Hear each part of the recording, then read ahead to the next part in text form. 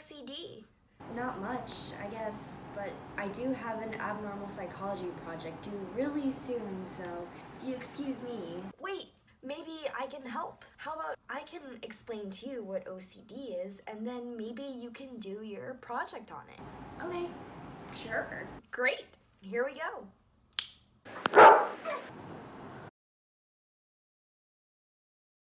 OCD stands for Obsessive Compulsive Disorder. People with OCD may have symptoms of obsessions, compulsions, or both. Here, let me break it down for you.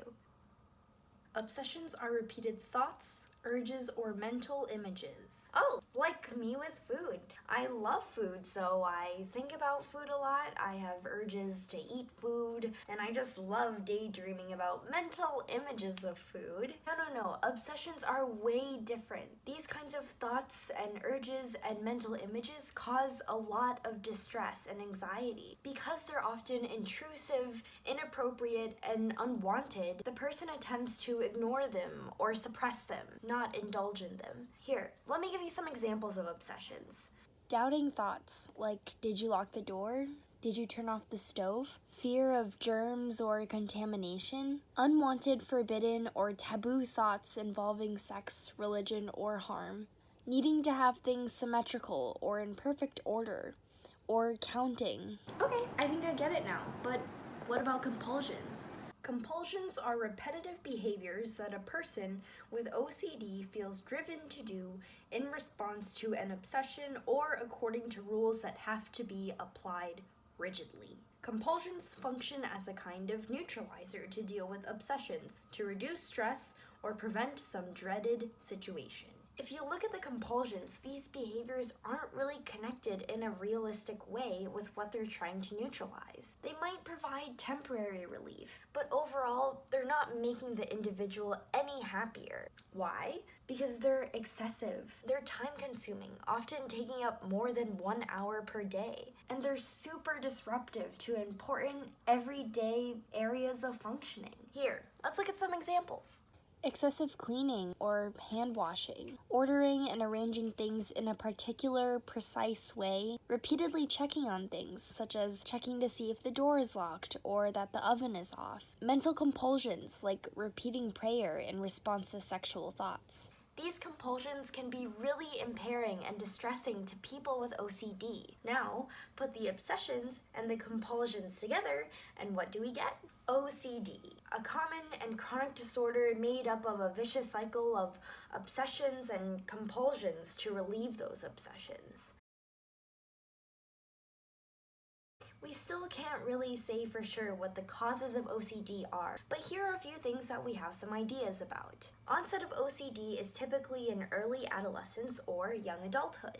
Most people are diagnosed by about age 19, but onset after age 35 happens too. There's probably some genetic component. Twin and family studies have shown that people with first-degree relatives, such as a parent, sibling, or child, who have OCD are at a higher risk for developing OCD themselves. An individual who has an identical twin with the condition has 80 to 87% chance of also having OCD. There might be some brain-based component. Brain imaging studies have shown that there might be some differences in the brains of patients who have OCD versus people who don't, particularly in frontal cortex and subcortical structures. The jury's still out on what exactly those differences are. Recent neurobiological models of OCD say that a dysfunction in orbitofrontal subcortical circuitry might underlie the etiology of this disorder. Other studies say that a certain 3 areas of the brain are overactive: the caudate nucleus, prefrontal cortex, and the cingulate gyrus. There are probably environmental components. People who have experienced abuse, whether physical or sexual, in childhood or other trauma are at increased risk for developing OCD. It's also believed that OCD might be caused by early learning that certain thoughts might be dangerous or important or special. This is called thought-action fusion. The belief that having a thought about an event makes that event more likely to happen, like a car accident. Or the belief that thinking an action is the same thing as doing an action, like hitting a loved one. Oh, and one more thing that might cause OCD. PANDAS. Oh, you mean? Nope. I'm talking about pediatric autoimmune neuropsychiatric disorders associated with streptococcal infections, PANDAS. It's a type of OCD that occurs in childhood, following a body's reaction to infection. PANDAS looks really different from other forms of childhood OCD. The most obvious difference is that it happens very suddenly, with the child starting to have symptoms seemingly overnight. Why don't patients with OCD just stop performing the compulsions? Recall a fundamental principle of learning called operant conditioning. This principle basically says that if a behavior is rewarded, it will continue. Compulsions exist to reduce anxiety over obsessions. Obsession, treat with compulsion, experience brief but immediate relief. Every time the behavior is repeated, it reduces anxiety, which is a form of reward or negative reinforcement. That's why patients with OCD can't just stop washing their hands or checking if the door is locked. They have this entire learning history that these behaviors are good and anxiety reducing and rewarding.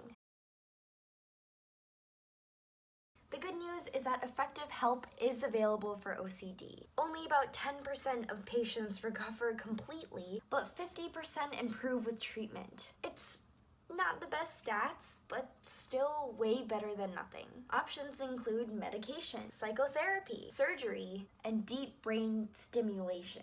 For initial treatment of OCD, the APA recommends cognitive behavioral therapy, drug therapy with selective serotonin reuptake inhibitors, or a combination of the two. Although it is worth noting that a few studies have found that combining CBT with medication is no better than CBT alone. Drug treatment with SSRIs may be tried first if behavioral therapy isn't convenient or available, or if the patient's symptoms are severe. Generally, 40 to 60% of patients with OCD will experience at least a partial reduction in symptoms, but many patients continue to have residual symptoms. Plus, not so fun side effects like gastrointestinal distress, restlessness, insomnia, and sexual dysfunction. Relapse is also really common after patients discontinue their medication. So it's a quick, but definitely not a permanent or a perfect fix. The best treatment by far is cognitive behavioral therapy. Oh, I can break this one down. The most effective behavioral treatment for OCD is exposure and response prevention. Basically, patients going through this therapy have to encounter the source of their obsession repeatedly and learn ways to stop performing associated rituals until they're able to resist those compulsions. For someone who avoids using silverware because it might be covered in germs, they might have to pick up a fork and imagine all those ooey gooey germs, but delay washing their hands. The goal is to gradually extinguish a conditioned behavior pattern. However, roughly 10% of patients with OCD will continue to get worse, even after seeking various treatments. Patients who suffer severe and decapacitating symptoms despite these treatments may be eligible for brain surgery or deep brain stimulation. These options are usually held in reserve for patients with the most treatment-resistant OCD. Neurosurgeries for OCD involve getting into the brain and destroying small amounts of brain tissue. Procedures differ in the exact area that they target and how much tissue that they destroy. About 35 to 50% of patients improve, but it's still risky. There might be subsequent seizures or personality changes. In deep brain stimulation, a surgeon implants electrodes in the brain and connects them to a small electrical generator in the chest and uses electricity to modulate the transmission of brain signal. Both surgery and deep brain stimulation remain investigational, partly because researchers are still trying to identify the proper brain targets and how exactly these procedures work best.